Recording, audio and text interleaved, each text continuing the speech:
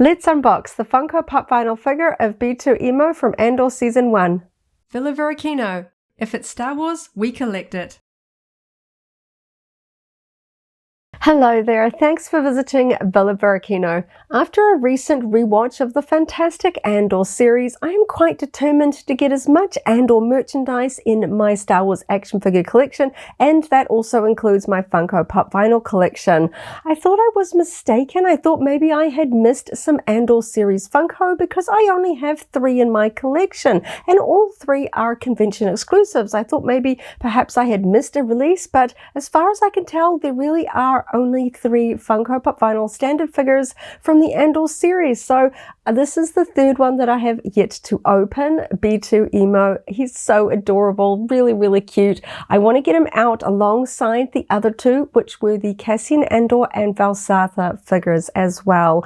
I'm also going through and opening up Andor series figures from Hasbro Black Series 6-inch line and the Vintage Collection 3.75 because those series also don't have much from the Andor series, and I just really want to celebrate this fantastic Star Wars series. So thank you so much for hanging out with me today.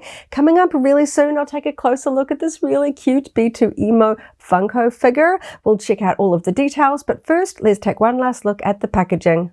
Of course, the packaging for a Funko Pop vinyl standard figure is iconic by now, but let's go over the details. We've got a black bar here for the top and side with just the iconic Star Wars logo here in white. We also have a red circle for the number 566. The red seems very similar to the color of B2EMO himself. Down the bottom, we have the name B2EMO written there against black as well. And of course, we have a sticker on the front of this one. This is the Funko exclusive 2022 Fall Convention Limited Edition. Now, I live in New Zealand, so here internationally, we don't get the convention exclusives. We can see that this one has the Statue of Liberty, so that would, of course, be a New York convention, but we just get these through standard distribution internationally. I didn't actually have to attend the convention in person to get it, which I really like. You know, if you're in the US, you do need to track these down from the conventions, but if you're international, they are available through standard Funko retailers. We can see the figure there inside. One thing I'm really curious is, will he have much of a bobble? Because of course, Star Wars Funko Pop vinyl figures have a bobble head, but he has a very different shaped head, so I'm really keen to see that in person. Of course, that front window wraps around here to the side. We have this really cute little preview of his head there and eye. We have the name B2EMO written down the side and the number again on a black dot, 566. And coming round to the back, we have a little bit more of a head to toe look at B2EMO, a little bit cut off there on the left side. We have a large Star Wars logo and a very small Andor logo underneath there. We've got that number again here on the back, and we have the Andor style rebellion symbol here. Now, of course, this is a convention exclusive. It wasn't part of a full series for the Andor series, so we don't actually have pictures of any of the other Funkos from this product line.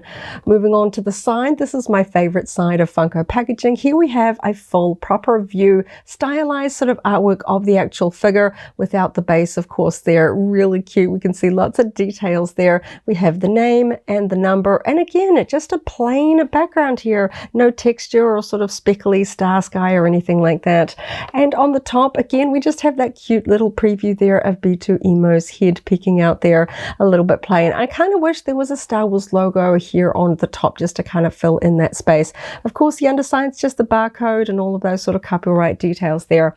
I just thought I'd quickly grab in the other 2 Andor series Funko Pop vinyl figures just to take a look at the stickers, because of course they were each convention exclusives. So we have Cassian Andor here with this green and yellow sticker. This is the international version. You can see that it says Summer Convention Limited Edition 2022, and Valsatha was the Winter Convention 2022 there. Again, all international ones there. It's kind of interesting that we really haven't had much from the way of Andor in the Funko line since 2022. I was really hoping we'd have much more by now, but perhaps Funko is waiting until Andor Series 2, because of course we know that's coming soon. There has been some footage revealed to convention attendees. I'm really looking forward to it, and of course I'm looking forward to more Andor Series merch, so fingers crossed all of the companies that make tie-in merchandise are going to make more when that second series comes out. This is sadly all I've got so far from Andor, and there are so many great characters, just that I really wished I could add to the lineup some really fun ones, but at least I have these three.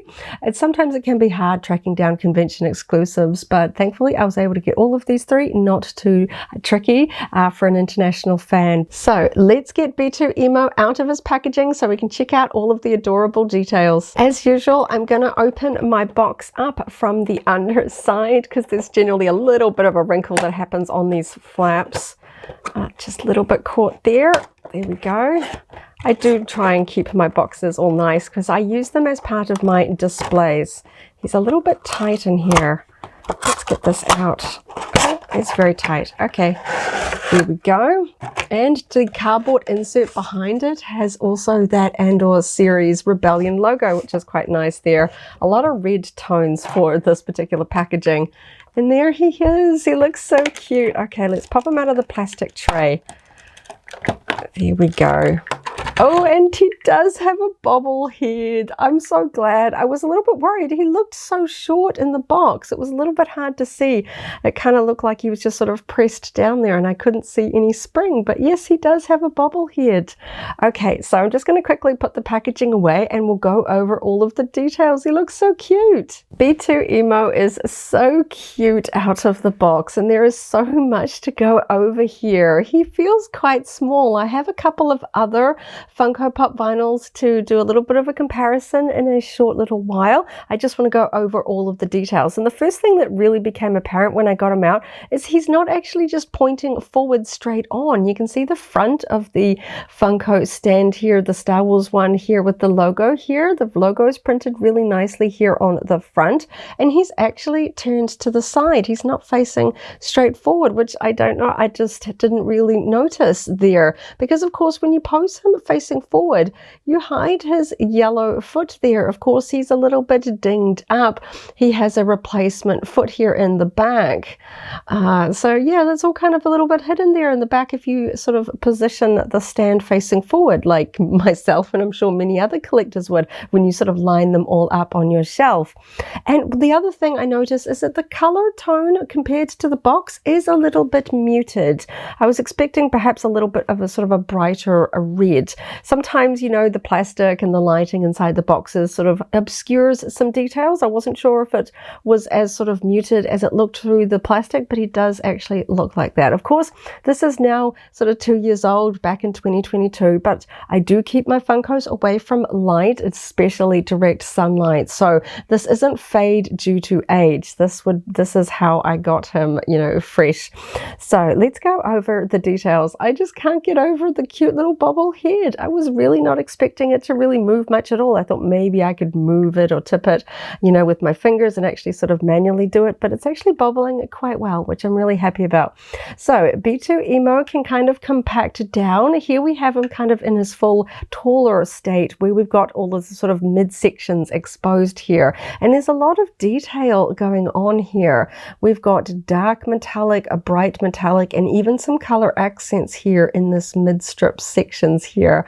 That's really nice. The paint looks pretty tidy too. The yellow is applied on those little buttons here. We've got a tiny little red button here as well, and some more buttons here in the back as well.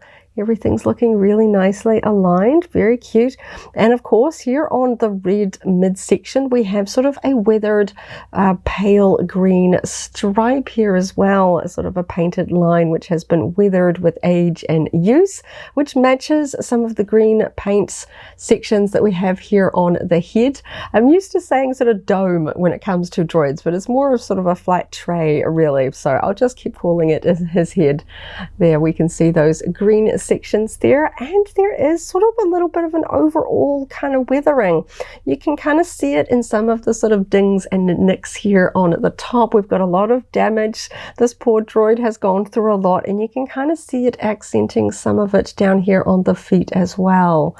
I think that's really interesting. A little bit little bit of weathering here on the yellow foot as well. And we've even got sort of the little black wheels on the underside. That's really nice. Nice tiny little paint of that little extra wheel in there. The wheels on the original red feet are the same color. We can see that they are not painted anything different.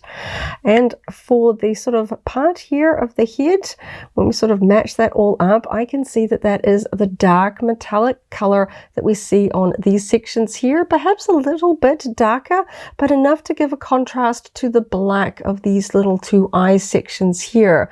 When the light catches it, you can see that this is true black and these are a metallic that is, yes, darker than this section, but it's really fun to see all those sort of different paint hues coming through. Really cool.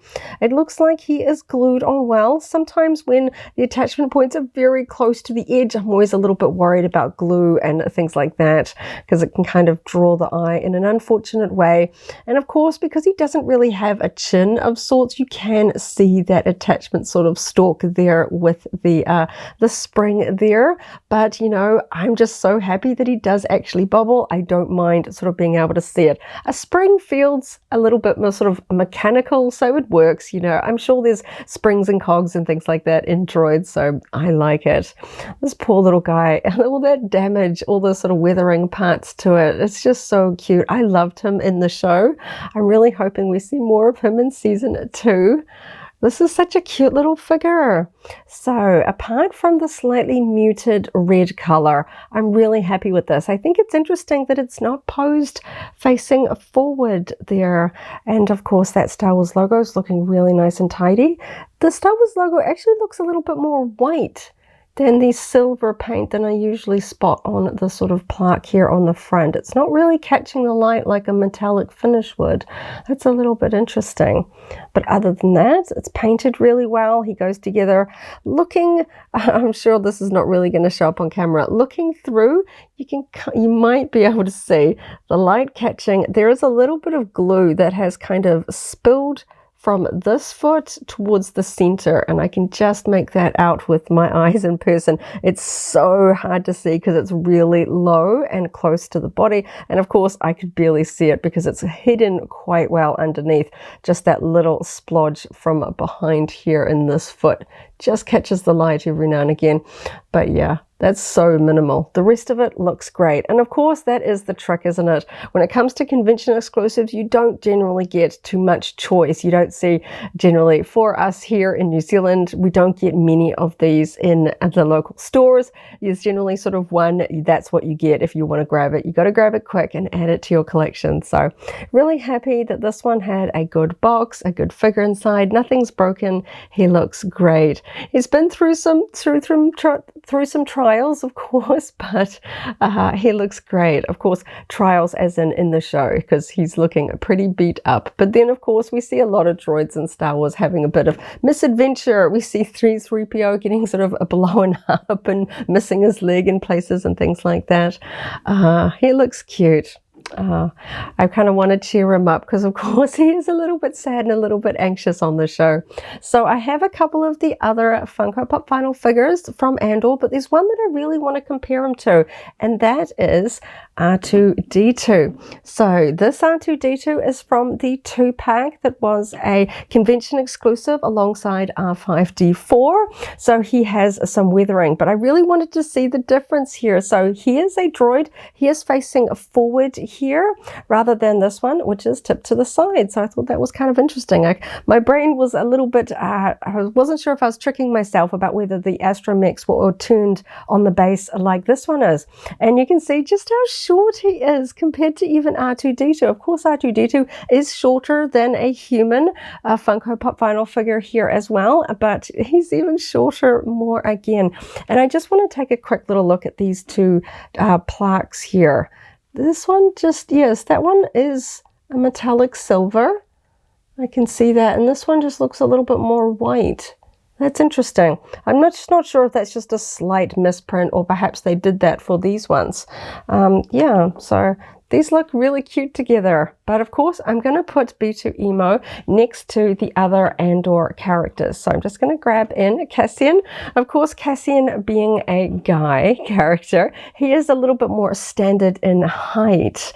Of course, we see them together on a screen. So these two are probably going to be the ones that I put together. So if we line up that front plate, he does turn a little bit away from him. So maybe I'll kind of put them the other way around. So he's kind of leaning more towards Cassian, which I think is really cute there. Oh, these black stands always catch dust, don't they? And I also have the Valsatha here. So I'm just going to pop that one. You can see that she is shorter than Cassian, but still a lot taller than little B2EMO here as well.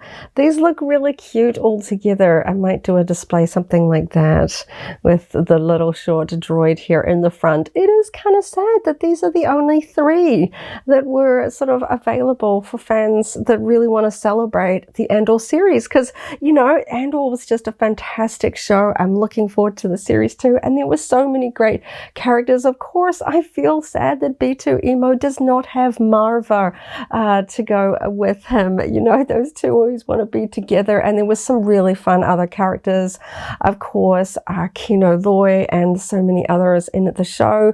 Deirdre Mira would be fantastic. You know, there's just all sorts of other characters from the show.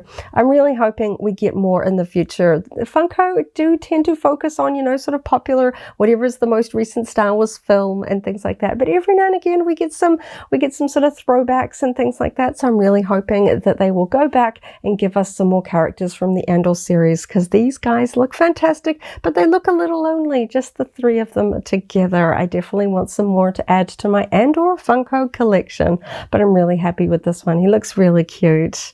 So cute. I love the bobble head. I was really not expecting that.